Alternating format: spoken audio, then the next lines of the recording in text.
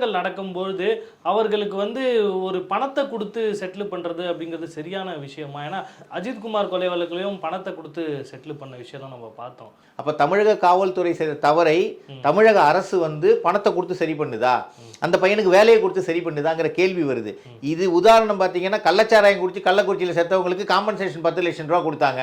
அப்ப என்ன, கள்ளச்சாராயம் குடிச்சா நீங்க சாவேன்னு தெரியும், செத்தான அவனுக்கு 10 லட்சம் ரூபா கொடுத்துட்டேன்னா அது வந்து அதுக்கு தீர்வாது. கள்ளச்சாராயத்தை ஒழிக்க வேண்டியது தானே அவங்களுடைய கடமையை தவிர 10 லட்சம் ரூபா காம்பன்சேஷன் கொடுக்கறதுல ஒரு மனித உயிரோடைய விலை வந்து 10 லட்சம் தானே. அப்போ 2 லட்சம் நீங்க கொடுத்துட்டீங்கன்னா 2 லட்சத்துல அந்த உயிர் விலை போயிருச்சா? அந்த பையன் 50 வருஷம் வாழ்ந்திருப்பார், 100 வருஷம் வாழ்ந்திருப்பாரு, இன்னும் எவ்வளவோ சாதனை. அந்த குடும்பத்துக்கு ஒரு ஆண் துணை இல்லாம போயிருச்சு இல்லைங்க. அந்த 2வது அந்த பையனுக்கு வேலை கொடுத்தாங்க, அந்த பையனுக்கு வேலையே வேணான்ட்டாரு.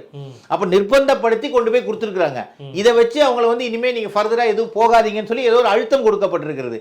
பணத்தால உயிர் பலியை ஈடு செய்ய முடியாது. அதே மாதிரி எந்த பொருளாலையுமே ஈடு செய்ய முடியாது. அது தவறான முன்னுதாரணம். எந்த உயிருக்கும் விலை நிர்ணயம் பண்ண நீங்க யாரு? விலைங்கிறது வந்து இறைவன், உயிரை எடுக்கிற அதிகாரம் யாருக்குமே கிடையாதுங்க. அது இறைவனுக்கு மட்டும்தான் இருக்குது. நம்ம எந்த நேரத்தில் பிறக்கிறோம் எந்த நேரத்தில் இறக்குறோங்கிறது நமக்கு தெரியாது. இறக்கும் தேதி தெரிந்தால் நம்ம நிம்மதியை விட்டுருவோம். அப்போ ஒருத்தனை அடிச்சு கொள்றது, ஒரு உயிரை எடுக்கிறது, ஒரு ஆணவ படுகொலை பண்றதுன்னா இது எந்த விதத்திலையும் எங்கேயுமே டைஜஸ்ட் பண்ண முடியாது. எந்த சமூகமாக இருக்கட்டும், எல்லா உயிர்களும் நல்லதுதான்.